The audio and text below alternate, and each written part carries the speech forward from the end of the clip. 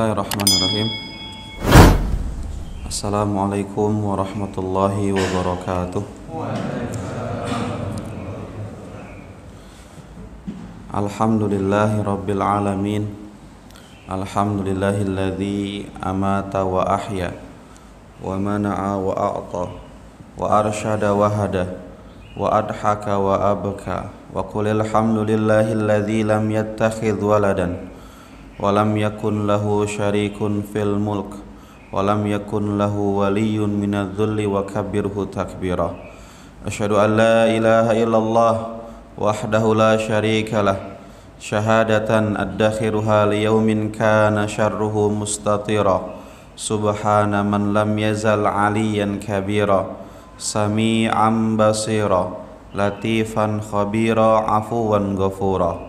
Wa asyhadu anna nabiyyana wa habibana Muhammadan abduhu wa rasuluh ba'athahu bil huda wa dinil haq wa kana basyiran wa nadhira wa da'iyan ila Allah bi idnihi wa sirajan munira.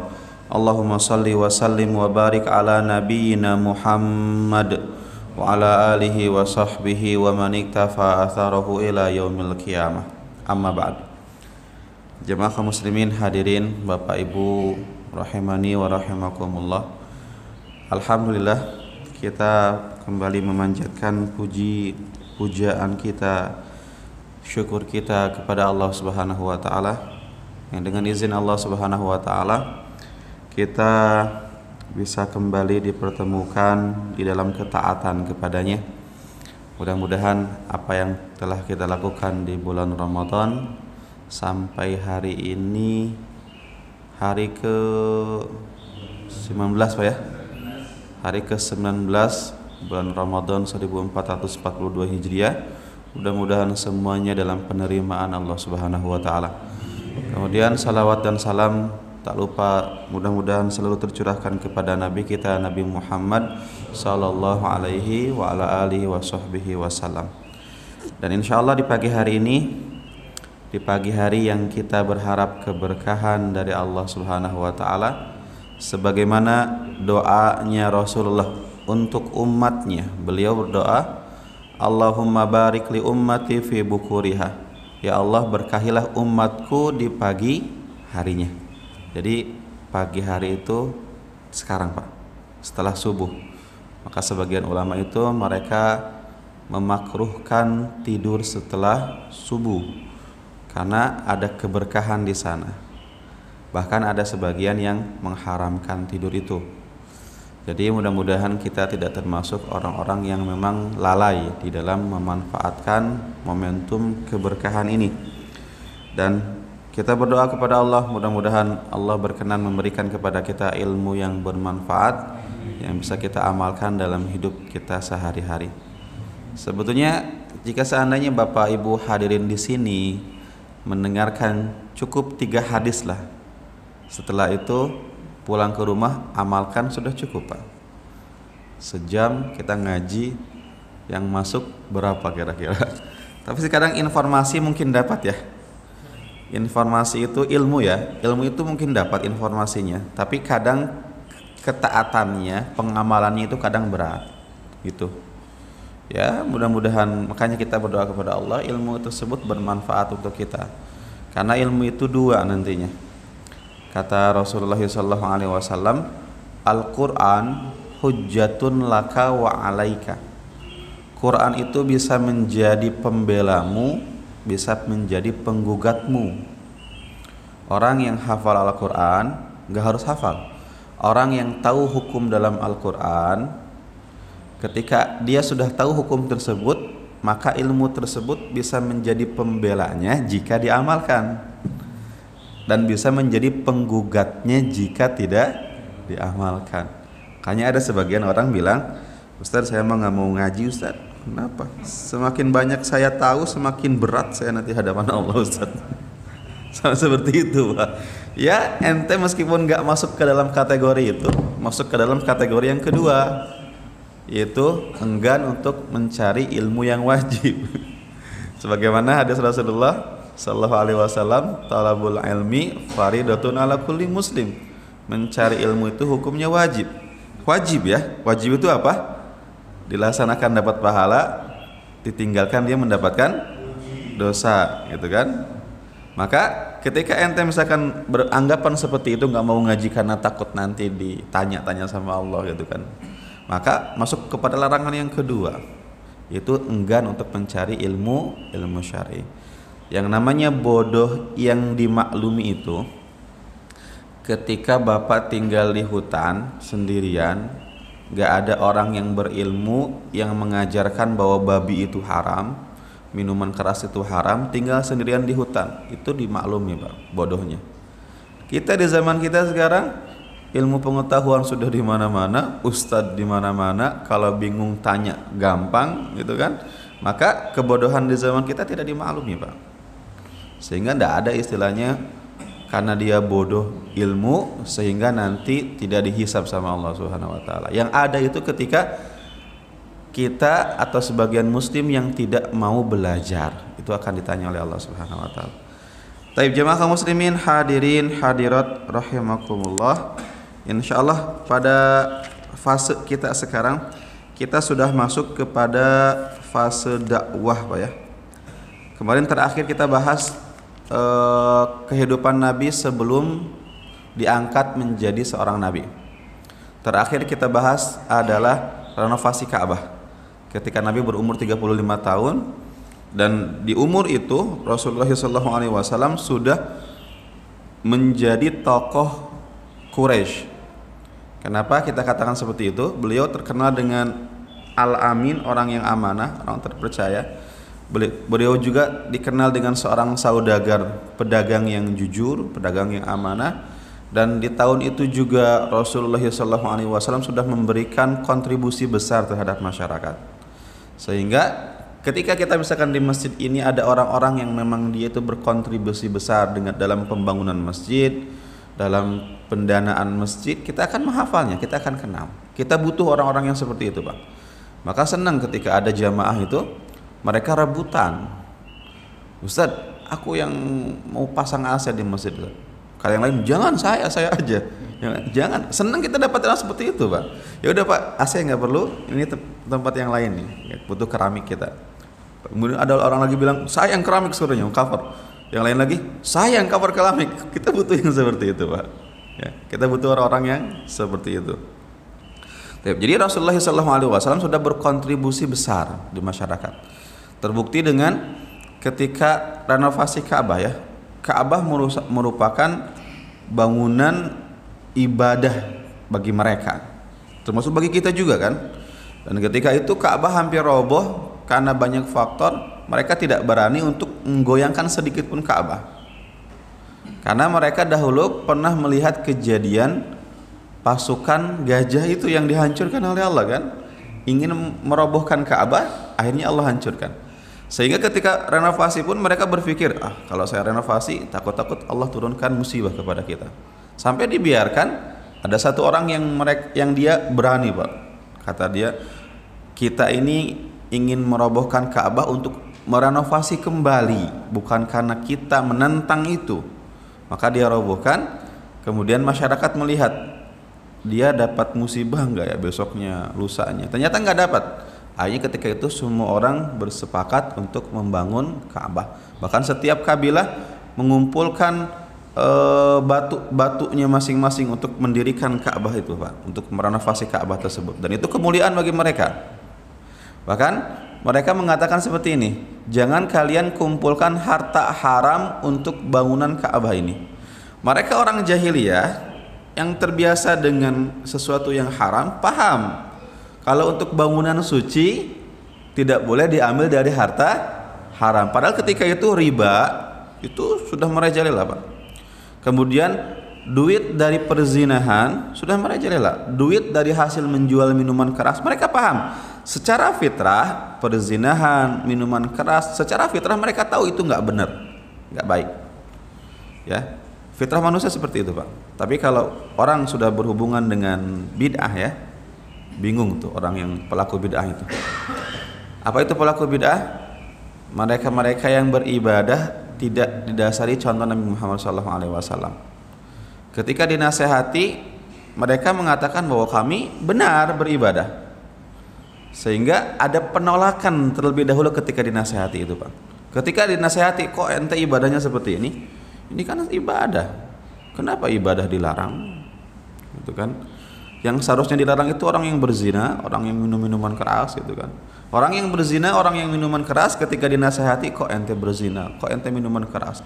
Dalam hatinya dia tahu bahwa perbuatannya itu buruk. Tapi kalau pelaku bid'ah, ketika dinasehati, ya mereka tidak menerima bahwa mereka itu dalam keadaan salah.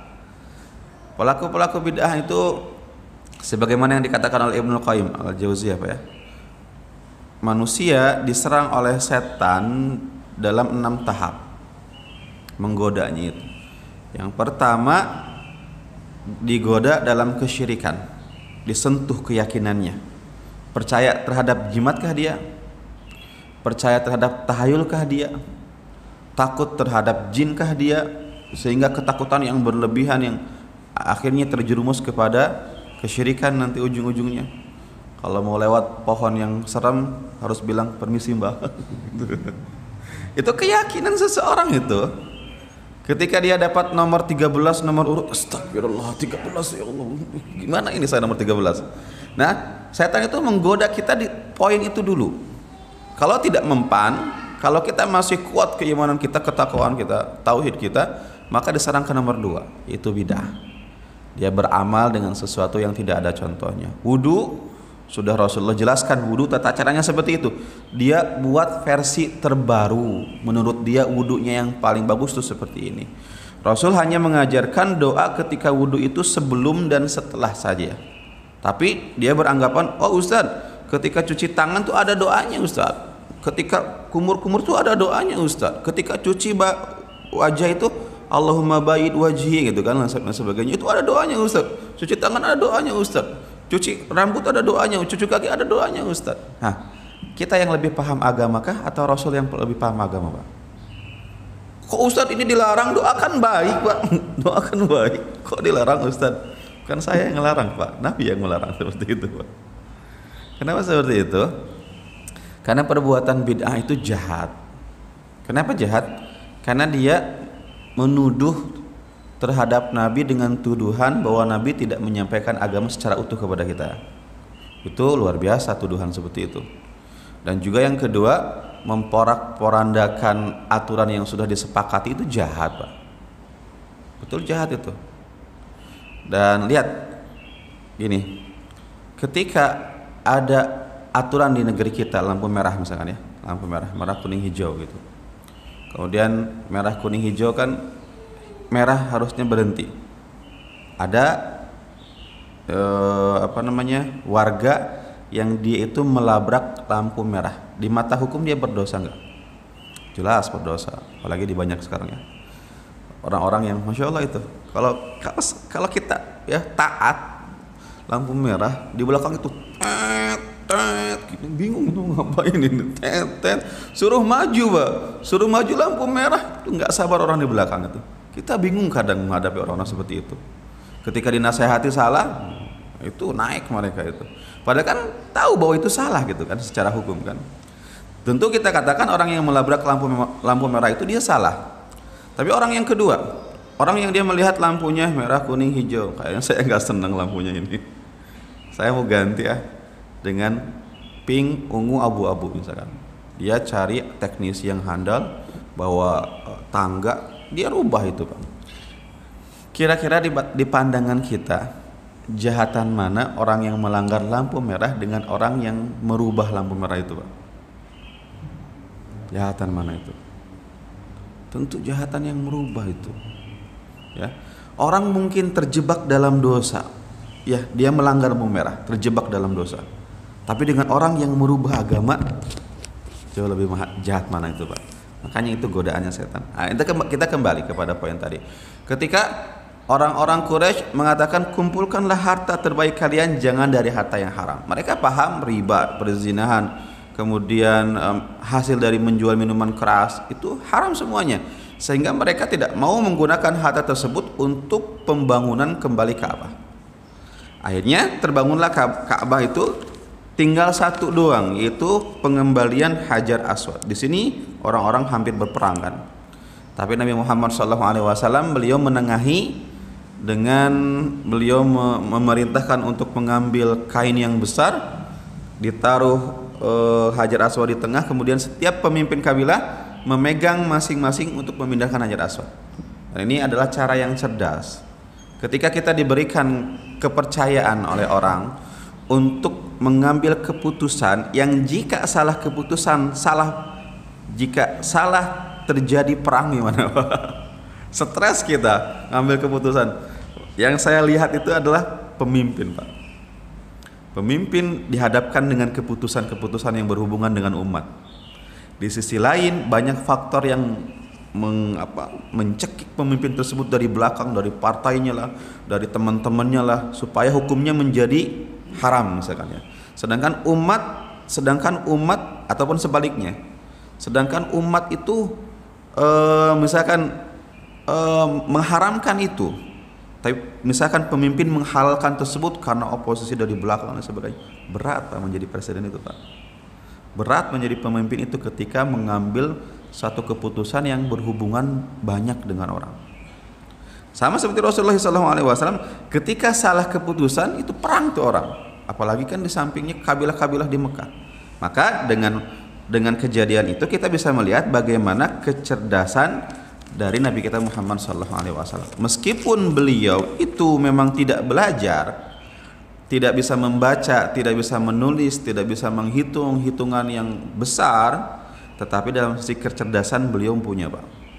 Kita harus yakinnya memang seperti itu, bahwa Rasul itu memang tidak bisa membaca tulisan Arab, tidak bisa menulis tulisan Arab, dan tidak bisa menghitung hitungan besar. Tapi kalau hitung-hitungan dagang beliau paham, dan itu yang dikatakan oleh Ibnu Abbas, bukan saya sendiri. Jadi ada sebagian orang tidak mengimani itu. Enggak mungkin Ustaz, masa seorang nabi itu buta huruf, buta tulisan Ustaz? Tapi Al-Quran dan hadis menunjukkan kepada itu. Dan justru itu mukjizatnya kalau menurut saya.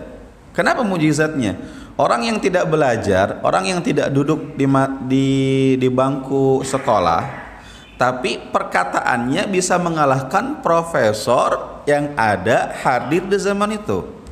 Setiap nabi itu diberikan mukjizat sesuai dengan keadaan lingkungannya. Di zaman Nabi Musa ketika itu lingkungannya banyak orang yang menggunakan sihir, para penyihir, sehingga Nabi Musa hadir mengalahkan sihir itu ya. Ketika mereka punya sihir dan sihirnya itu hanya sebatas menyihir pandangan mata orang saja, dilemparin itu tali-tali, mata melihat tali tersebut menjadi ular, padahal itu tali yang tidak bergerak Pak. Tapi manusia melihatnya, disihir mata mereka sehingga melihat tali itu berubah menjadi ular. Tapi Nabi Musa hadir, lemparin tongkatnya, berubah menjadi ular beneran Pak. Dan itu yang paham kasus itu siapa? Penyihir sendiri yang paham. Hebat Musa. Ini lebih dahsyat ini. Apa yang dilakukan oleh Musa itu, apa yang terjadi? Penyihir-penyihir tersebut, mereka semuanya akhirnya beriman kepada Nabi Musa alaihissalam. Bahkan diancam sama Fir'aun, kok malah beriman? Disuruh adu tanding malah beriman kepada Musa gitu kan. Saya akan salib kalian. Apa kata mereka? Saliblah kami nggak peduli. Padahal baru pertemuan pertama itu Pak. Cuman permasalahannya bidangnya disentuh. Bidang sihir dia itu disentuh sama Musa. Ternyata nggak ada apa-apanya mereka itu. Karena kekuatan itu dari Allah Subhanahu Wa Taala Pak. Ya. Baik, jamaah kaum muslimin hadirin rahimani wa rahimakumullah. Nah, kita masuk kepada pembahasan kita selanjutnya, yaitu fase kenabian Nabi kita Muhammad SAW.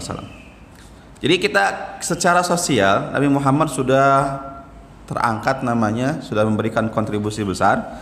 Sekarang adalah prosesi kenabiannya Pak. Nah, di umur beliau ke-37 tahun, ya beliau di umur 37 tahun dan umurnya itu umur hijriah Pak ya. Hitungannya hitungan bulan. Ingat, dalam agama kita segala sesuatu yang berhubungan dengan agama kita biasanya kebanyakannya menggunakan kalendernya hijriah Pak. Ramadan kita nunggu keputusan, nunggu lihat hilal dulu kan. Kemudian juga puasa, kemudian puasa Muharram gitu, 9-10 Muharram gitu kan. kemudian puasa Arafah, 9 Dzulhijjah, kita menggunakan itu.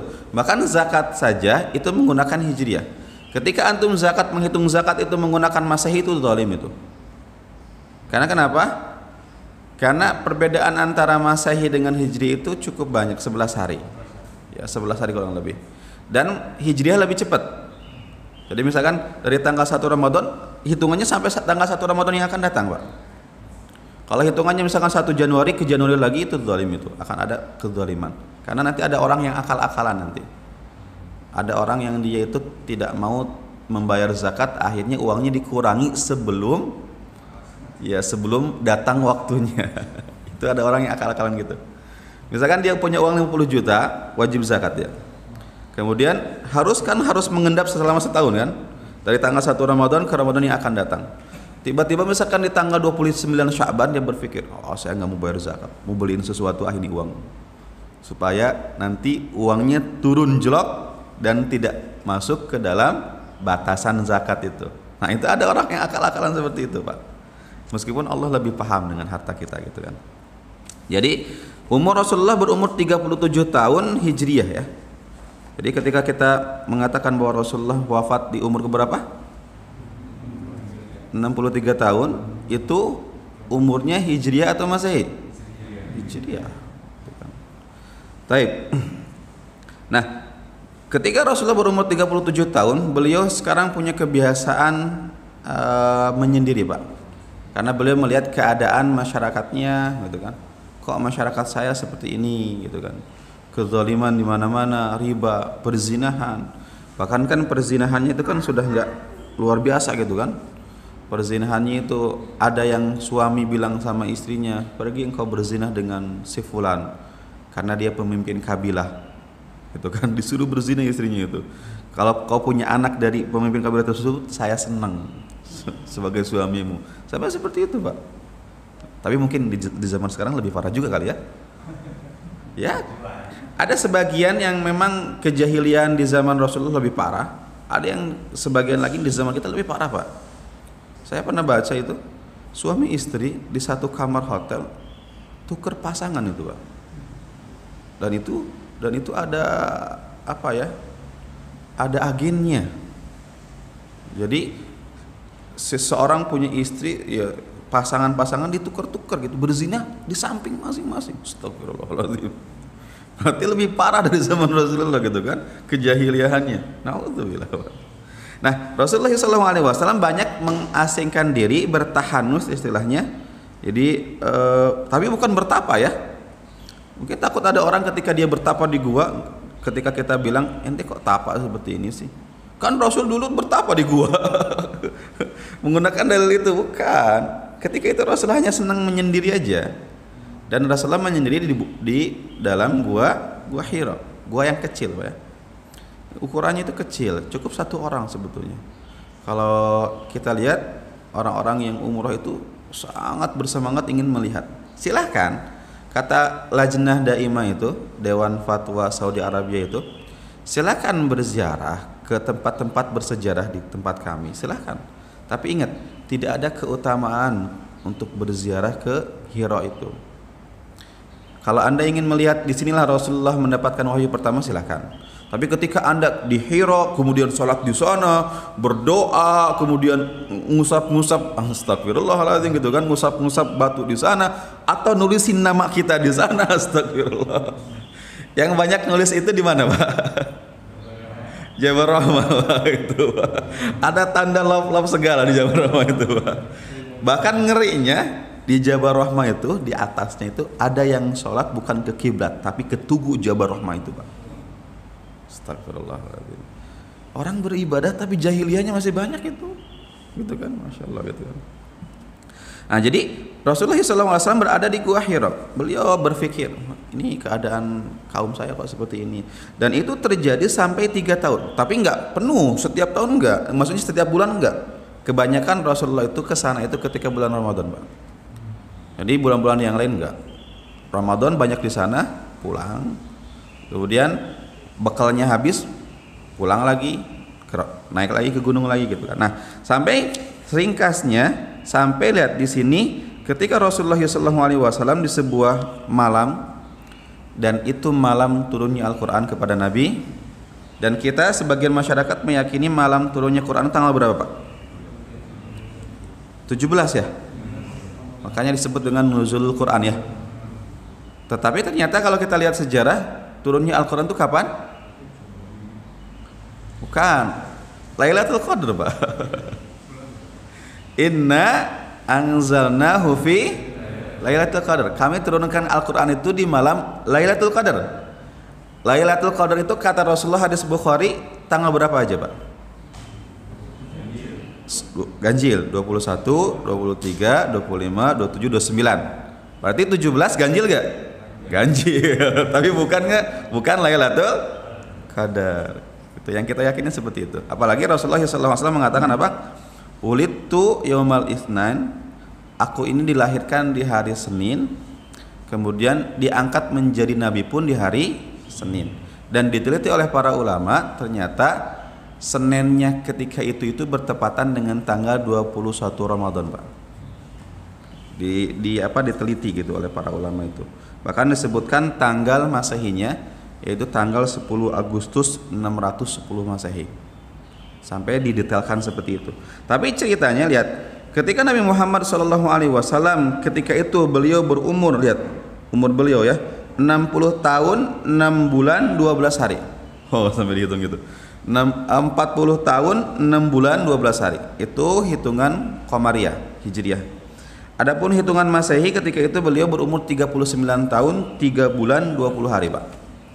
Ya, ketika Rasulullah SAW ya beliau bertahanus di dalam gua Hira tersebut di suatu malam ya, malam gitu kan. Tiba-tiba datanglah seseorang, ini diceritakan oleh Aisyah radhiyallahu taala anha, Pak. Seorang laki-laki yang menjelma menjadi wujud seorang laki-laki, dan laki-laki tersebut adalah Jibril, karena Jibril ketika itu menjelma menjadi manusia. Dalam riwayat yang lain, Jibril ketika itu membawa selembaran, Pak. Selembaran. Nah, ketika itu Jibril pun masuk, datang bertemu dengan Nabi Muhammad SAW. Tiba-tiba langsung mengatakan apa? Iqra. Bacalah. Apa kata Nabi Muhammad? Ma'ana biqari. Saya nggak bisa baca. Ini kan menunjukkan bahwa Nabi tidak bisa baca memang. Ketika itu Jibril membawa lembaran itu. Nah, ada orang-orang Syiah, orang-orang yang tidak suka dengan agama kita yang menghujat hadis-hadis Bukhari Muslim. Karena orang Syiah itu, Pak, ya, agama mereka itu tidak beriman kepada para sahabat, karena mereka mengkafirkan para sahabat. Hampir seluruh sahabat mereka kafirkan kecuali sedikit. Bahkan mereka mengatakan Abu Bakar, Umar sebagai patungnya Quraisy. Bahkan ketika perayaan Asyura mereka menjadikan Aisyah radhiyallahu taala anha sebagai bahan hujatan mereka, Pak. Itu orang-orang Syiah. Maka kalau seperti itu mereka muslim atau bukan, Pak? Bukan. Mereka bukan muslim, Pak. Agama mereka beda dengan kita. Dan mereka kitabnya bukan Bukhari Muslim. Mereka punya kitab namanya Al-Kafi, Pak. Nah, mereka mencari celaan-celaan yang ada di kitab Bukhari Muslim. Nah, ini termasuk yang mereka cela, Pak. Kok hadisnya gini? Bukankah Nabi Muhammad SAW itu nggak bisa baca? Tapi Jibril kok bilang sampai 3 kali? Kan ketika Jibril mengatakan Iqra, bacalah, kata Nabi Muhammad, saya nggak bisa baca. Setelah itu apa yang terjadi? Akhirnya Jibril pun mendekap Nabi Muhammad sampai Nabi Muhammad itu nggak bisa bernafas, Pak. Sampai sesak seperti itu. Setelah kelihatan sesak dilepasin lagi 1 kali. Iqra, baca Muhammad, kata Nabi Muhammad, saya nggak bisa baca. Dikekap lagi, Pak. 2 kali sampai 3 kali. Nah, orang-orang Syiah mengatakan ini Jibril bego apa ya, katanya. Seperti itu mereka mencela itu, Pak. Bahkan mereka memfitnah Jibril. Fitnahnya apa? Jibril ini khianat. Seharusnya yang menjadi nabi itu Ali. Kenapa kok nyasarnya ke Nabi Muhammad? Gitu, Pak. Itu makanya itu sekte Syiah yang sesatnya ya. Karena ada sekte Syiah yang kesesatannya dikit ya, hanya berbeda sedikit pemahaman. dan mereka masih meyakini Abu Bakar dan Umar gitu kan, dan para sahabat yang lain. Tapi sekte Syiah yang memang sudah seperti itu sudah sangat sesat, Pak. Warisan ya. Kenapa warisan untuk laki-laki itu 2, untuk perempuan itu 1? Karena kalau laki-laki dapat warisan itu, dia masih punya kewajiban untuk membiayai yang lain. Tapi kalau perempuan dapat warisan, sebetulnya itu harta dia. Suami yang lainnya nggak punya hak untuk meminta harta itu, Pak. Nggak punya hak. Kecuali ketika istrinya ingin memberi, nggak masalah. Atau istrinya ingin bersedekah, nggak masalah. Di zaman Rasulullah ada suami Ibnu Mas'ud, kemudian istrinya Zainab atau Fatimah, saya lupa lagi namanya. Dia punya harta, perhiasan banyak, kemudian dia ingin mengeluarkan zakatnya, gitu kan? Ingin mengeluarkan zakatnya atau ingin bersedekah, Pak. Tapi ketika itu kata Ibnu Mas'ud, kamilah yang berhak dengan sedekahmu. Akhirnya kata Zainab, nggak mau, saya mau tanya dulu Nabi, benar seperti itu? Akhirnya kata Nabi apa? Ya, suamimu itu lebih berhak mendapatkan sedekahmu daripada orang lain, gitu kan.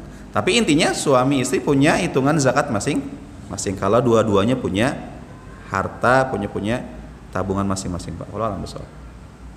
Tinggal sekarang dipelajari bagaimana ketentuannya. Kadang orang nggak paham ketentuan zakat. Dalam Islam tuh nggak ada zakat profesi, Pak. Itu zalim sebetulnya kalau saya lihat. Orang yang punya penghasilan 5 juta, 6 juta di satu pemerintah, di satu instansi misalkan, terus langsung setiap bulan ada 2,5% itu zalim sebetulnya. Karena 5 juta, 6 juta itu untuk kebutuhan pokoknya aja dia nggak cukup misalkan, atau pas-pasan, pas banget Ustaz.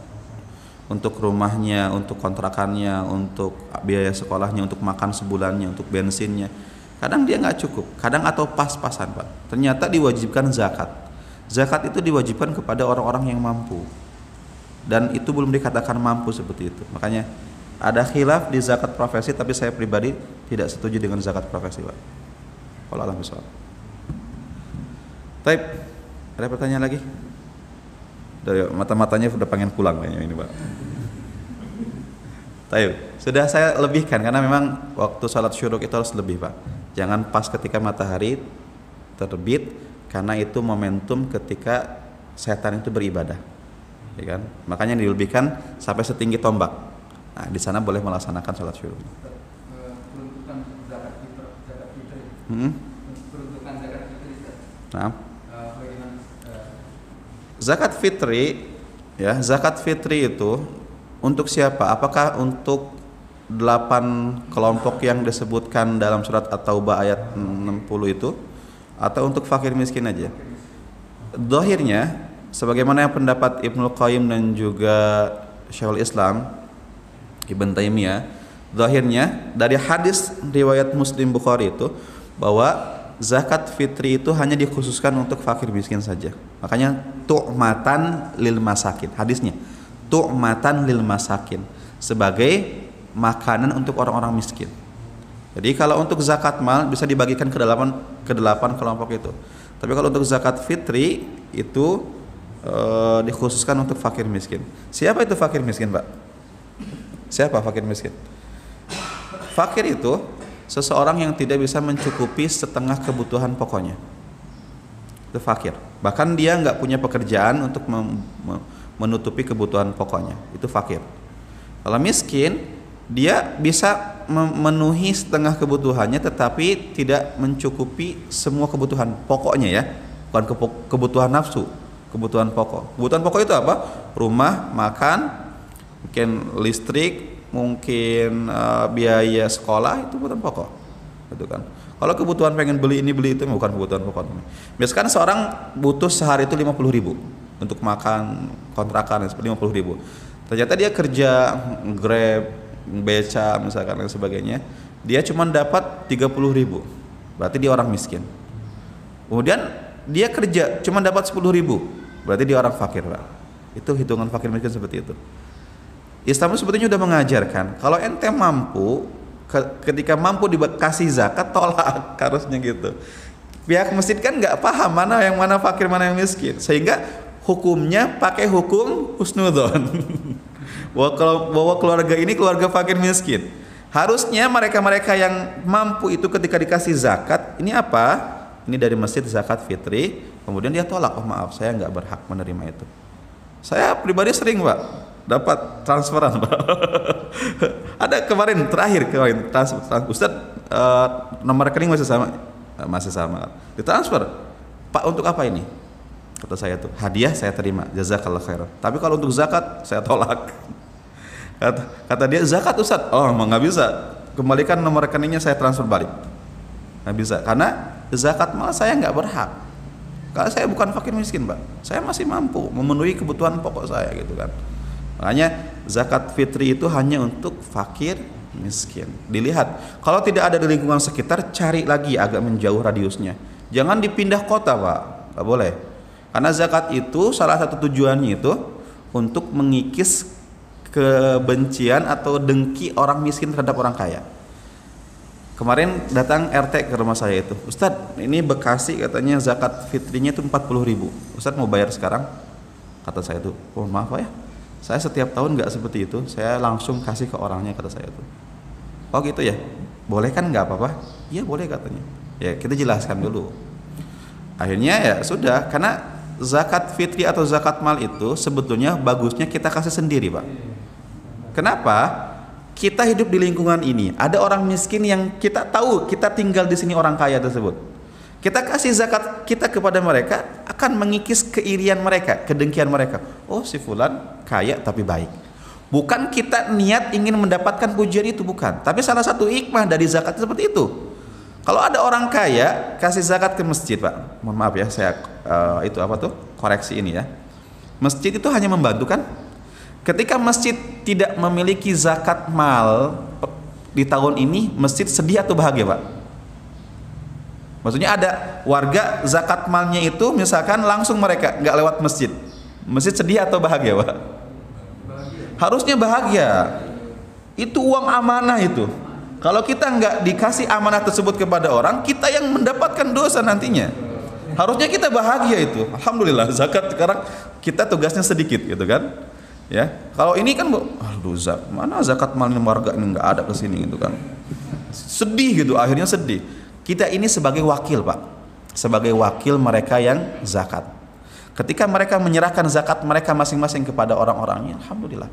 Karena ketika itu orang-orang akan melihat, oh si fulan kaya berzakat, oh si fulan kaya zakat. Bayangkan kalau misalkan kita domisili di sini, kita punya kewajiban zakat mal, kita zakat malnya tuh loncat ke tempat yang lain. Maka hikmah zakatnya itu hilang.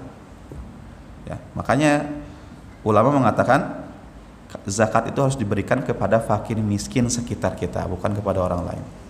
Gimana Ustaz kalau sudah terlanjur dilempar? Secara hukum sah, tapi hikmahnya hilang. Wallahu a'lam bishawab. Baik. Baik Pak, ada pertanyaan lagi? Jadi itu tentang zakat. Mohon maaf ya Pak, saya lihat sedikit ada yang gusar pengen cepat pulang gitu kan. Tapi lihat, zakat fitri itu zakat badan, bukan zakat mal. Dan zakat fitri karena dia zakat badan, sehingga pembayarannya itu harus dengan beras, nggak boleh dengan uang. Kalau ada orang bayar dengan uang, zakatnya nggak sah. Terus Ustaz gimana? Orang bayar dengan uang, itu juga RT datang mintanya uang. Kalau seandainya mereka nanti konversikan ke dalam bentuk beras, alhamdulillah. Gitu kan? Makanya ada masjid yang membantu jamaah malas bawa beras. Padahal kenapa harus malas Pak ya? Itu kan ibadah dia sendiri. Kenapa harus seperti itu? Gitu kan? Datang dia, masjid mengatakan ya udah saya terima uangnya, tapi dipahami bahwa zakat fitri itu dengan beras, kami bantu konversikan, kami terima uangnya, nanti kami akan belikan beras, kami salurkan menjadi bentuk beras. Oh iya jazakallah khairan. Boleh kan seperti itu? Boleh. Transaksinya di mana? Masjid. Haram.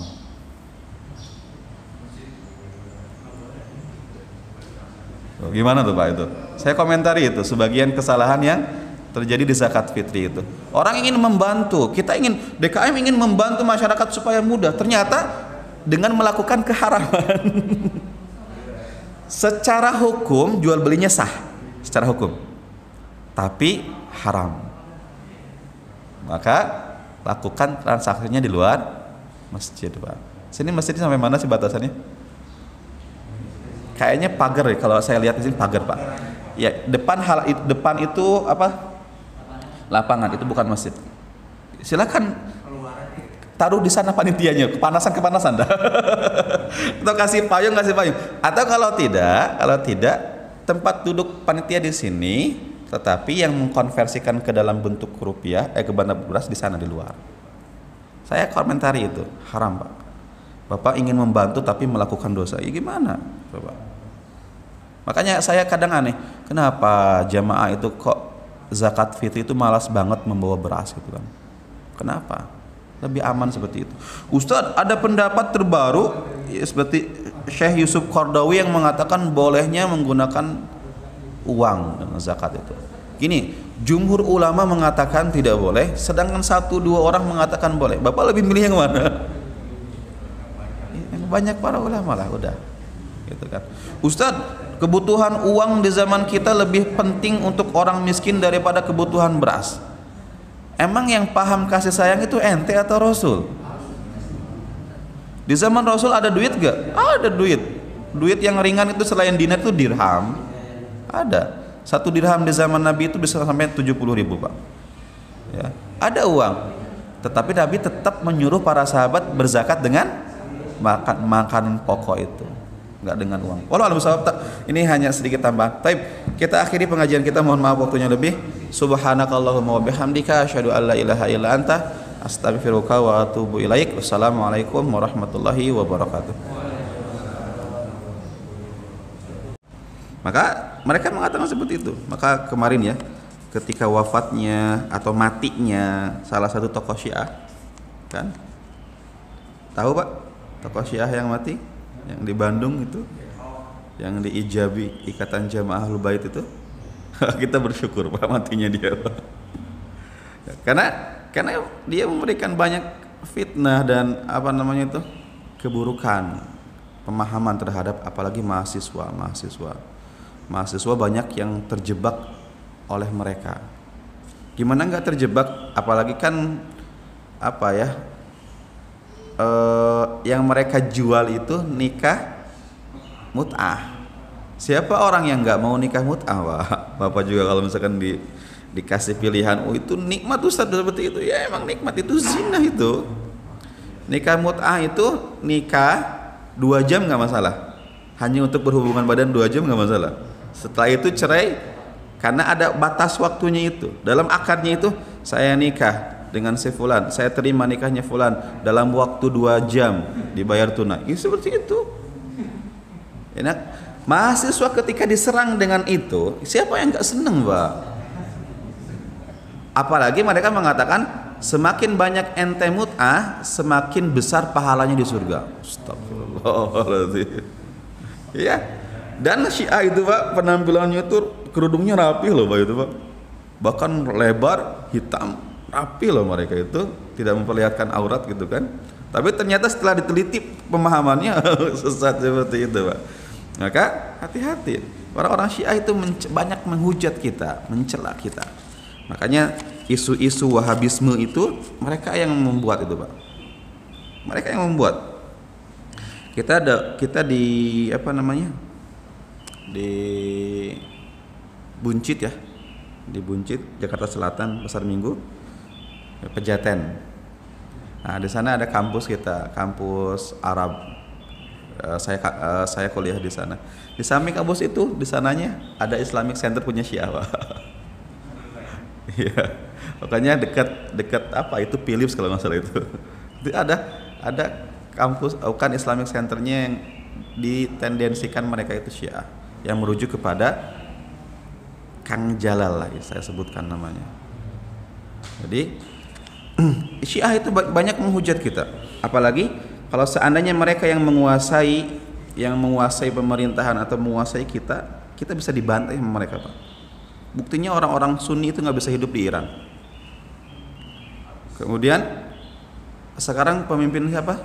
Suriah, ya, Bashar Assad namanya itu. Dia kan Syiah, sekte Syiah yang sesat, sehingga Sunni di Suriah itu dibantai habis sama dia, Pak. Makanya pemerintah kita kalau dikuasai Syiah, astagfirullah, naudzubillah min dzalik. Baik. Dan di Indonesia juga Syiah sudah banyak, termasuk di tempat saya di Garut ya. Udah banyak gitu. Karena dekat dengan Bandung. Ada sebagian asatidzah yang darahnya sudah dihalalkan oleh mereka itu. Ustadz-ustadz yang sudah dihalalkan darahnya oleh orang-orang Syiah, karena ustadz tersebut selalu menghujat Syiah, Pak. Jangan-jangan saya pulang juga dicegat lagi, Pak. Artinya ya itulah kita, di tempat kita yang banyak sunninya seperti ini ternyata ada sisipan mereka, dan mereka sudah masuk ke dalam kampus-kampus untuk menghancurkan pemikiran mahasiswa-mahasiswa kita, Pak. Apalagi kampus-kampus yang menyatakan kebebasan beragama. Astagfirullah. Baik, kita kembali. Jadi ketika itu Jibril mengatakan apa? Iqra wahai Muhammad, baca, didekap 3 kali sampai Nabi Muhammad tidak bisa bernafas. Kemudian setelah 3 kali maka Jibril mengatakan Iqra bismi rabbikal ladzi khalaq khalaqal insana min 'alaq Iqra wa rabbukal akram alladzi 'allama bil qalam 'allamal insana ma lam ya'lam. 5 ayat. Jadi al-alaq 1 sampai 5 itu turun di Gua Hira pertama kali itu. Di sini kita bisa melihat gini. Nabi Muhammad SAW beliau memiliki fisik yang kuat. Bahkan ada riwayat beliau bergulat dengan Ibnu Hisham, riwayat Ibnu Hisham, beliau bergulat dengan seseorang pegulat terkenal Mekah namanya Rukanah. Dan Rukanah ini dalam 3 kali ronde itu kalah dia sama Nabi Muhammad. Artinya fisik Rasulullah kuat, Pak. Dalam riwayat yang lain dilihat oleh sepupunya sendiri Ummu Hani ketika Rasulullah melakukan perjalanan Isra Mi'raj. Sebelum itu di malam itu Ummu Hani pernah melihat perut Rasulullah tidak sengaja, Pak. Apa kata Ummu Hani? Saya melihat perutnya Rasulullah itu seperti batu yang bertumpuk. Artinya apa? 6 pack, bukan 1 pack nih, Pak. Ini 1 pack nih. 1 pack seperti itu. Artinya Rasulullah itu fisiknya kuat. Ya. Rasulullah itu fisiknya kuat. Tetapi di hadapan Jibril nggak ada apa-apanya. Maka Jibril dekap, Rasulullah nggak bisa lawan itu, sampai nggak bisa nafas itu, Pak. Nah di sini para ulama mengatakan gini, kenapa Jibril melakukan itu 3 kali? Kenapa? Karena Jibril ingin menegaskan bahwa kejadian itu memang benar-benar real terjadi. Karena sebelum kejadian itu Nabi Muhammad banyak disisipkan dengan mimpi-mimpi. Kan tanda kenabian itu awalnya adalah ar-ru'ya as-salihah. Mimpi yang mimpi tersebut seakan-akan terjadi padahal itu mimpi. Itu terjadi di para nabi, Pak. Ya. Nah, ketika Jibril datang di malam tersebut, takutnya dianggap mimpi. Sehingga didekaplah 3 kali supaya Nabi Muhammad paham bahwa itu memang benar-benar terjadi, Pak. Dan itu di malam hari. Saya tanya, di zaman Nabi sudah ada listrik belum? Belum, Pak. Dan Gua Hira dari Mekah berapa jaraknya, Pak? Dari pusat kota Mekah? Iya, kurang lebih 5 km, Pak. 5 km. 5 km. Kemudian dari bawah gunung tersebut, An-Nur tersebut, ke Gua Hiranya berapa jam? Sejam kurang lebih. 2 jam itu Bukit Tur, Pak. Kalau Bukit Tur itu hampir 2 jam dia. Kalau ke Gua Hira itu sejam cukup insyaallah.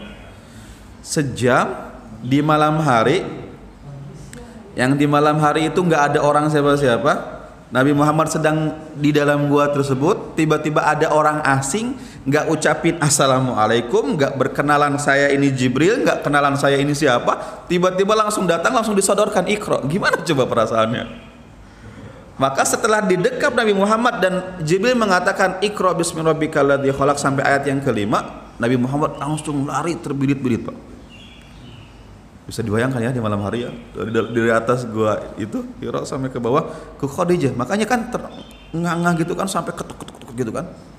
Saya dulu pernah, teman-teman ya, itu dulu kita di kampung tuh banyak pengalaman, Pak. Biasanya kalau di kampung itu kalau malam-malam itu suka keluar berburu belut, Pak, di sawah.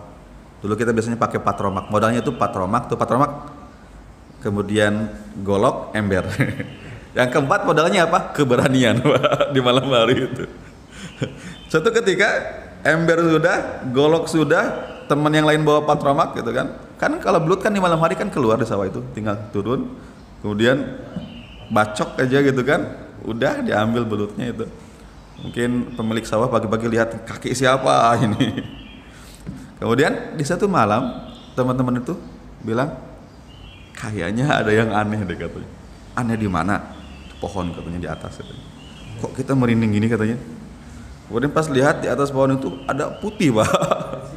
Semua orang lari itu ketika itu, Pak. Brut, lari itu. Itu pengalaman-pengalaman masa muda itu, Pak. Artinya itu keberanian ya. Nabi Muhammad SAW di malam seperti itu bertemu dengan orang asing, kemudian didekap, dipaksa untuk membaca, larilah secara manusiawi. Maka ketika Rasulullah SAW datang ke rumah Khadijah, diketuk pintu, kemudian Khadijah melihat bahwa Nabi Muhammad itu gemetaran, ya, yarjifu, bergetaran. Maka setelah itu ketika masuk, tiba-tiba Nabi Muhammad mengatakan apa? Zammiluni, zammiluni, selimuti saya, selimuti saya. Kemudian Khadijah melihat, ada apa wahai suamiku? Kata Nabi Muhammad SAW, laqad khasyitu ala nafsi. Saya takut ada orang yang mencelakai saya. Saya takut tadi ketemu orang mau jahatin saya gitu kan. Kemudian apa kata Khadijah ketika itu? Nah, lihat di sini. Perkataan Khadijah yang perkataannya diabadikan di dalam kitab-kitab sejarah, Pak. Dan ketika itu Khadijah mengatakan apa? Wallahi, demi Allah, ma yukhzikallahu abada. Allah tidak akan menghinakan engkau wahai suamiku Muhammad. Engkau itu orang baik. Siapa yang enggak butuh orang baik? Semua orang butuh orang baik. Engkau itu baiknya kenapa? Lihat. Kata Khadijah, innaka latasilur rahim. Pertama, engkau itu orangnya itu menyambung kekerabatan, hubungan keluarga. Engkau berkunjung ke rumah pamanmu, engkau berkunjung ke rumah keluargamu, bahkan pamanmu kesulitan ekonomi engkau bantu. Abu Thalib kekurangan harta, kemudian anak-anaknya banyak, kemudian anaknya Ali engkau bawa ke rumah kita untuk kita asuh, gitu kan? Dan ketika ada keluarga yang lain membutuhkan pertolongan, engkau datangi mereka, hubungan disambung. Itu engkau seperti itu Muhammad seperti itu, Pak. Ya, luar biasa Nabi Muhammad. Makanya saya kadang suka memuji ada tradisi sebagian keluarga ya, yang mereka suka mengadakan arisan-arisan, Pak. Arisan keluarga. Itu bagus. Ya. Keluarga dari semua tempat datang di satu rumah, ngobrol mereka. Kalau ada keluarga yang sedang kesulitan diobrolkan di sana, masya Allah, luar biasa itu. Saya ada jamaah yang seperti itu, Pak. Ketika kumpul dia ngobrol. Saya pun ada. Dia ngobrol, gimana ini katanya paman kita sedang di rumah sakit, yuk kumpulin dana gitu untuk beliau. Gitu. Alhamdulillah, luar biasa keluarga yang seperti itu, Pak. Daripada keluarga yang ketika datang mamerin masing-masing, mobil saya lihat, mobil saya, anak saya udah kuliah di ini loh, gitu kan, pamer-pamerin semuanya. Janganlah, Pak, ngapain, gitu kan? Makanya sebagian kakak adik itu ada yang bersaing seperti itu, Pak. Janganlah. Ketika kakaknya memiliki ekonomi yang lebih baik, bantulah adik-adiknya. Ketika adiknya ada yang kekurangan, misalkan, maka dia pun juga sama, jangan suka kadang merepotkan banyak orang, tapi dia harus berusaha. Artinya saling mengcover lah satu sama lain antara keluarga itu. Maka lihat Nabi kita Muhammad SAW, engkau itu orangnya menyambung silaturahim, Pak. Rahim ya, karena rahim itu hubungan darah. Dan orang yang paling wajib kita hubungkan siapa, Pak? Orang tua.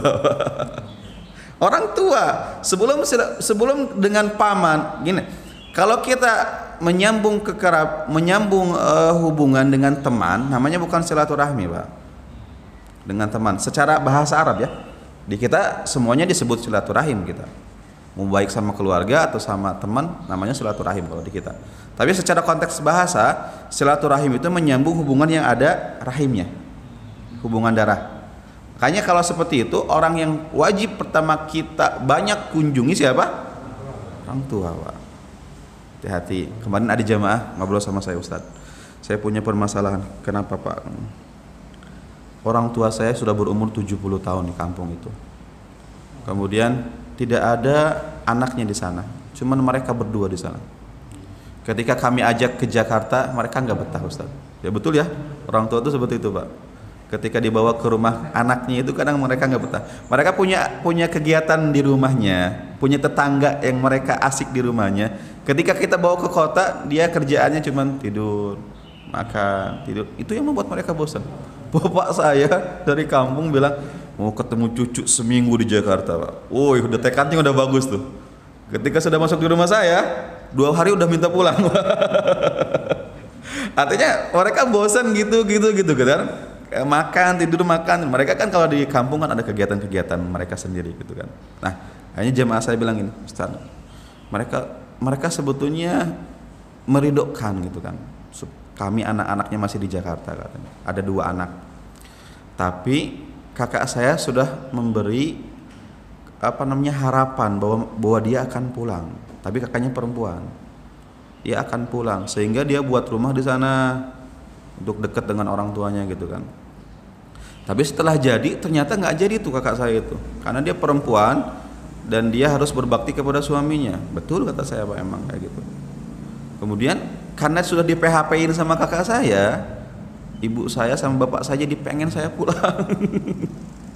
Sedangkan di sini saya sudah punya program anak saya sekolah di mana, bisnis di sini lebih lancar gitu kan. Gimana Ustaz? Kok solusinya? Gimana ya, Pak? Kalau secara hukum memang bapak wajib pulang gitu. Kalau orang tua sudah minta pulang, wajib pulang itu. Ya. Masalah rezeki itu Allah yang atur. Ya, mudah-mudahan dengan bapak mengalah seperti itu, Allah berikan kelancaran di sisi yang lain. Berbaktilah, mumpung mereka masih ada gitu kan. Jadi ingat bahwa orang yang pertama wajib kita sambung itu adalah orang tua, Pak. Ya, nasihati diri kita.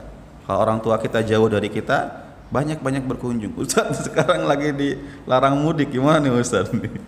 Banyak cara lah, Pak. Bisa dengan video call, bisa dengan sering-sering telepon. Setelah misalkan larangan mudiknya habis, maka cuti pulang sebentar, ketemu mereka. Ataupun juga manjakan mereka dengan apa yang kita punya. Masa orang lain dikasih THR, orang tua kita nggak dikasih THR, Pak? Harusnya orang tua kita yang lebih banyak kita kasih. Harusnya seperti itu. Tapi makanya lihat kata Khadijah kepada Rasulullah SAW, ya, engkau itu wahai Muhammad orang baik, engkau menyambung kekerabatan, menyambung silaturahim. Setelah itu apa yang dikatakan Khadijah? Wa tahmilul kalla, engkau menanggung beban orang lain. Masya Allah, kita kalau punya tetangga seperti ini luar biasa, Pak. Engkau menanggung beban orang lain. Kalau tetanggamu ada orang yang sedang kesulitan dan mereka membutuhkan bantuan, engkau bantu itu Muhammad. Ini persaksian istrinya sendiri, Pak. Dan hartanya Nabi Muhammad kan sebetulnya gabungan dengan harta Khadijah kan, dan bahkan kebanyakannya harta Khadijah. Tapi Khadijah sudah ridokan itu supaya dikelola Nabi Muhammad dan pengeluarannya juga diatur oleh Nabi Muhammad. Ternyata Nabi Muhammad banyak menggunakan harta tersebut untuk sosial, Pak. Kebutuhan masyarakat luar biasa. Khadijah selama pernikahannya 25 tahun dengan Rasulullah SAW nggak pernah mengangkat suaranya di atas suara Nabi Muhammad, Pak. Itu Khadijah. Padahal hartanya itu habis oleh Nabi Muhammad SAW. Istilahnya lahir dalam keadaan sendok perak, meninggal dalam keadaan sangat miskin. Tapi nggak pernah mengangkat suaranya di atas suaranya Nabi Muhammad SAW. Gimana nggak ridho Nabi Muhammad seperti itu, Pak? Dengan Khadijah, dengan sosok Khadijah. Makanya saking luar biasanya Khadijah, Allah berikan kemuliaan. Allah berikan kemuliaan. Apa kemuliaannya? Lihat dalam hadis riwayat Bukhari, ketika Allah Subhanahu wa taala mengutus Jibril kepada Nabi Muhammad. Jibril turun bertemu Nabi Muhammad dan dikatakan, wahai Nabi, sebentar lagi istrimu Khadijah akan datang dari dapur. Ya, akan datang dari dapur, membawakan makanan dan minuman untuk, Masya Allah. Dibawakan makanan minuman. Biasanya kita kalau seperti itu di umur pernikahan yang keberapa, Pak? Yang ke-3 bulan, bukan tahunan. Kita pulang kerja, oh Masya Allah istri nyambut, disiapin kopi, disiapin makan, Masya Allah. Setelah pernikahan 2 tahun, 5 tahun, 10 tahun gimana? Gitu gak, Pak? Lihat Nabi Muhammad pernikahannya bertahun-tahun masih seperti itu, Pak. Bahkan ini kan setelah menjadi Nabi kan? Otomatis setelah menjadi Nabi itu umur Nabi itu berapa? 25 tahun ketika menikah, menjadi Nabi 40. Berarti 15 tahun kan? Berarti mungkin pernikahan ke-16, ke-17, ke-18, ke-19 gitu kan? Atau mungkin pernikahan yang ke-seberapa gitu kan? Tapi lihat Khadijah, kata Jibril, nih Khadijah sebentar lagi akan bawakan makanan, minuman untuk wahai Muhammad. Kalau Khadijah sudah datang di depanmu, apa kata Jibril? Faqra 'alaiha salam. Berikan salam dari siapa? Allah. Allah ucapkan salam untuk Khadijah, Pak. Allah, zat yang menciptakan semua manusia ini, mengucapkan salam, langsung menyebutkan namanya Khadijah. Setelah itu apa yang terjadi? Kata Jibril, dan dari saya, wa minni, saya Jibril, malaikat yang memiliki 600 sayap, yang sayapnya itu menutup ufuk langit, Pak, mengucapkan salam juga langsung kepada Khadijah. Itu sudah menunjukkan kemuliaan kepada Khadijah. Wa basyirha baitan fil jannah, dan berikan kabar gembira kepada Khadijah, Allah sudah siapkan istananya di surga, Pak. Badannya masih ada di dunia, istananya sudah ada, Pak. Kita sudah punya kafling di mana? Di surga atau di neraka, Pak? Alhamdulillah, gitu kan? Khadijah sudah punya kafling, itu luar biasa. Dan suatu ketika Khadijah sudah wafat, dan ketika itu Rasulullah di rumahnya Aisyah radhiyallahu taala anha, tiba-tiba ada adik Khadijah namanya Halah bintu Khuwailid. Adiknya Khadijah ketuk pintu. Assalamualaikum. Assalamualaikum. Apa kata Nabi? Istriku. Ini suaranya mirip dengan istriku Khadijah. Nabi Muhammad itu kalau punya rezeki, motong kambingnya dibagi-bagi ke tempat teman-teman Khadijah, Pak, untuk mengenang kebaikan Khadijah seperti itu. Apa kata Aisyah? Khadijah lagi. Emangnya tidak ada lagi perempuan yang lain? Saya kan lebih baik dari Khadijah. Allah sudah menggantikan untukmu wahai suamiku dengan seseorang yang lebih cantik, lebih muda dari Khadijah. Apa kata Rasulullah? Enggak wahai istriku, wahai Aisyah, enggak. Tidak ada orang yang lebih baik dari Khadijah di mata saya. Kenapa? Ketika semua orang kafir kepada saya, Khadijah orang yang pertama kali beriman. Ketika semua orang mengatakan saya orang gila, saya penyihir, pemecah belah umat, pemecah tradisi, Khadijah yang memotivasi saya. Ketika semua orang memboikot hartanya dari saya, harta Khadijah saya gunakan. Ketika istri-istri yang lain gak memberikan keturunan bagi saya, Khadijah memberikan keturunan untuk saya, Pak. Aisyah diam digituin, Pak. Karena Aisyah belum punya anak dari Rasulullah SAW. Ya sudah. Khadijah lebih baik daripada saya, Pak. Ya sudah. Itulah kecintaan Nabi kepada Khadijah. Jasanya sangat besar, Pak. Bahkan kata Ibnu Hajar Al-Asqalani, ya, beliau pengarang kitab Bulughul Maram yang sering kita aji kitabnya. Beliau mengatakan sesungguhnya semua pahala orang-orang beriman dari perempuan itu pahalanya akan mengalir kepada Khadijah. Kenapa? Karena Khadijah wanita pertama yang masuk Islam, tunduk kepada Nabi, beriman kepada Nabi, dan mencontohkan itu untuk muslimah seluruh dunia. Dan hadis Rasulullah dalam hadis riwayat Muslim, siapa yang dia memberikan contoh yang baik dan diikuti contoh tersebut, maka dia akan mendapatkan pahala orang-orang yang mengikutinya tanpa dikurangi sedikit, teman. Dari hadis tersebut Ibnu Hajar mengatakan Khadijah orang yang banyak pahalanya. Masya Allah. Kita lanjut, Pak, dikit, Pak, ya, sampai nunggu waktu syuruk. Kan syuruk kita kan 5.52, kita lebihkan 15 menit 10 menit untuk bisa melaksanakan sholat syuruknya. Nah kemudian lihat, jadi wahai Muhammad, engkau itu orangnya apa? Menang beban tetangga, menang beban orang lain. Wa taksibul ma'dum, kemudian engkau memberikan pekerjaan kepada orang yang nganggur. Masya Allah, kita butuh orang-orang seperti ini di masyarakat kita. Apalagi masa pandemi ini, banyak orang-orang yang nganggur karena pandemi ini. Tiba-tiba ada orang yang hadir memberikan lahan pekerjaan. Masya Allah. Bahasa keren kita apa ini, Pak? Empowering, ya. Empowering, Masya Allah, empowering bahasa kerennya itu. Empowering, skill, SDM-nya ada, tapi lahan pekerjaannya nggak ada gitu kan. Maka orang-orang yang punya skill itu dibudidayakan oleh Nabi Muhammad SAW. Mereka punya skill dagang, diberikan modal, dipekerjakan. Maka kata Khadijah, orang seperti engkau itu nggak mungkin dihinakan, nggak mungkin ada orang yang mencelakai. Selanjutnya lagi apa? Wa tuqrid dhaifa, engkau itu memuliakan tamu. Kalau di zaman itu orang terlihat bakhil dan tidaknya kalau ada tamu, Pak. Terlihat itu. Kalau misalkan Bapak berkunjung ke rumah teman Bapak, datang ke rumah teman cuma disuguhi air putih, nah itulah kehormatan dan kedermawanan dia di air putihnya doang. Tapi kalau Bapak berkunjung ke rumah orang disuguhi dengan gorengan, oh it's always the best gorengan. Ini sudah cukup jadi kehormatan bagi kami. Kalau Nabi Ibrahim alaihissalam ketika didatangi tamu, apa yang beliau siapkan, Pak? Anak sapi barbeque dihidangkan untuk tamu tersebut. Kita nggak, stiknya dikasih gitu, Pak. Ini mah datang tamu nanya, mau teh manis atau air putih, Pak?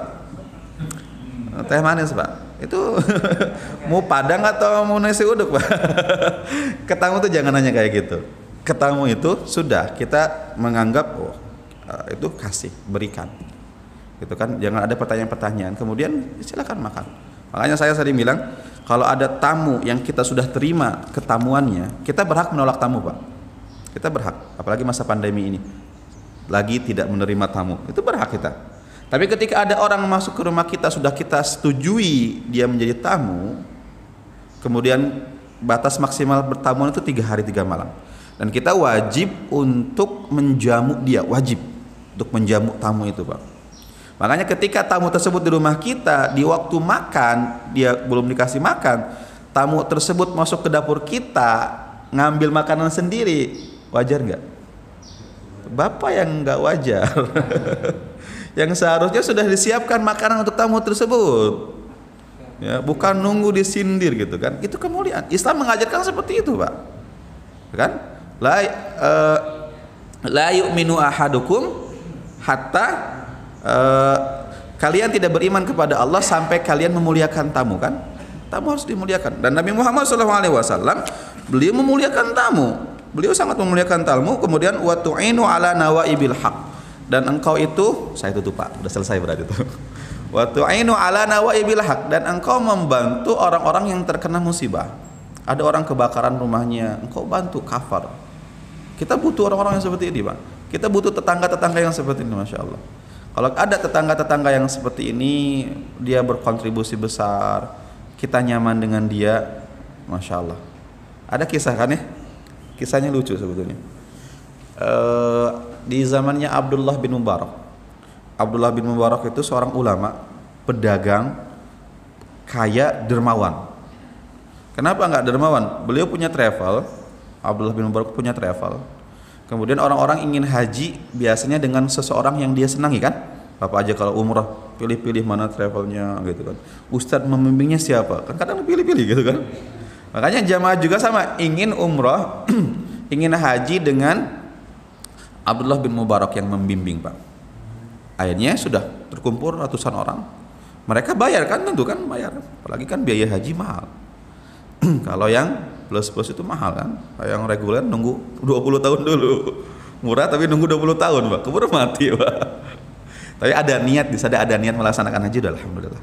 Ada niat, mudah-mudahan Allah mudahkan niat tersebut. Kalau tidak sampai umur di waktu itu, mudah-mudahan sudah ditetapkan sebagai pahala haji kan. Gitu kan. Tapi ada usaha. Nah, setelah itu orang-orang bayar haji. Datang rombongan tersebut di Mekah melaksanakan haji, umrohnya, hotelnya, tempatnya, makannya sudah di cover dari biaya itu. Setelah mereka pulang, apa yang terjadi, Pak? Dikumpulkan lagi tuh orang-orang, biasanya gitu, dikumpulkan lagi di bandara, kemudian dibagiin air zam-zam dulu lagi, baru boleh pulang masing-masing gitu kan. Dikumpul lagi tuh orang. Setelah itu apa yang terjadi, Pak? Sekretarisnya dipanggil, sekretarisku, bagikan kembali uang-uang mereka. Ternyata uang yang dahulu mereka kasih di bingkisan, dikasih nama itu ternyata utuh, nggak dipakai sama sekali, Pak. Dikasihin kembali kepada orang-orang tersebut. Ternyata ratusan orang tersebut hajinya dibiayai oleh siapa? Abdullah bin Mubarak. Kalau ada travel seperti ini, kita kejar. Yang ada travel bodong semua. Dibohongin jamaah. Kalau ada travel yang seperti ini, oh diserbuin nih, oh asik nih di sini tuh di travel ini gratis nih haji umrohnya kan. Itu Abdullah bin Mubarak, Pak. Seperti itu, seorang ulama, seorang kesatria, seorang pedagang, seorang dermawan. Nah, Abdullah bin Mubarak ini punya tetangga Yahudi. Yahudi ini kepepet duit, Pak. Akhirnya dia jual rumahnya. Dituliskan rumah dijual. Datang orang penawar. Tanya, "Berapa rumahmu?" "Harga rumahku itu 2000 dinar." Di zaman Nabi, Pak, 1 dinar itu kebeli 1 ekor kambing. 1 dinar. Karena itu bentuknya emas. 4 gram emas, 4,5 gram emas. Berarti kurang lebih mungkin kita konversikan kalau 1 kambing 3 juta ya. Berarti kalau 1000 dinar berapa? 3 miliar ya? 3 miliar. Berarti kata dia, "Aku jual rumahku itu 2000 dinar." Berarti 6 miliar. Kata orang yang menawar, "Ente kemahalan nih rumah. Pasaran di tempat ini, di barisan ini itu rumahnya 1000 dinar, lebih dikit lah. 1000 dinar, aku tahu harga pasaran itu." Apa kata orang ini, Pak? Kata Yahudi ini, "Iya, saya tahu harganya 1000 dinar. 1000 dinar itu harga untuk rumah saya. 1000 dinar itu harga pertetanggaan saya dengan Abdullah bin Mubarak." Kata dia, "Emang pertetanggaan dijual?" Akhi, dengarkan. Kalau antum punya tetangga soleh, tetangga baik, antum lewat ditanya, antum hilang ditanyakan kabarnya, antum kesulitan dibantu. Antum kalau punya tetangga soleh seperti itu, makanya rumah saya jual 2000 dinar. Geleng-geleng kepala tuh orang. Nggak jadi, saya nggak mau beli, Pak, nggak mau beli. Akhirnya kisah tersebut didengar sendiri oleh Abdullah bin Mubarak, Pak. Didengar sama Abdullah bin Mubarak. Kemudian Abdullah bin Mubarak tetangganya itu panggil si Yahudi, "Yahudi sini." Padahal ini Yahudi, Pak. Kita dalam hubungan sosial dengan kafir non muslim itu kita diperintahkan untuk baik kepada mereka selama mereka tidak memerangi agama kita kan. Diperintahkan untuk baik. Tapi dalam hubungan agama jangan dicampur adukan. Dipanggil Yahudi sini. Yahudi dipanggil, "Kenapa wahai Abdullah bin Mubarak? Ente jual rumah." "Ya udahlah, saya yang beli." Dibeli 2000 dinar, Pak, sama Abdullah bin Mubarak. Setelah dibeli, apa yang terjadi? Udahlah, jangan pergi kemana-mana, tinggallah di rumah tersebut, Pak. Masya Allah, sudah dapat 2000 dinar dari Abdullah bin Mubarak, dia pun masih menempati rumah itu, Pak. Masya Allah, itu kalau punya tetangga yang baik. Tapi di mana tetangga baik di zaman sekarang itu, Pak? Yang ada bentengnya tinggi-tinggi, tetangga kanan tuh nggak kenal namanya siapa, Pak. Astagfirullahaladzim. Allah alam bisawab, Pak. Jadi mudah-mudahan banyak hikmah yang kita bisa obrolkan di sini dalam kisah Nabi ini. Terakhir kisah kita tadi apa? Sampai Khadijah menenangkan Nabi Sallallahu Alaihi Wasallam. Setelah itu pun Nabi Muhammad tenang, tetapi besoknya Khadijah akan membawa Nabi Muhammad kepada Waraqah bin Naufal nantinya. Wallahu alam bisawab, itu mungkin yang bisa saya sampaikan, Pak. Sudah 14 menit, Pak, lewat. Jika ada pertanyaan silakan.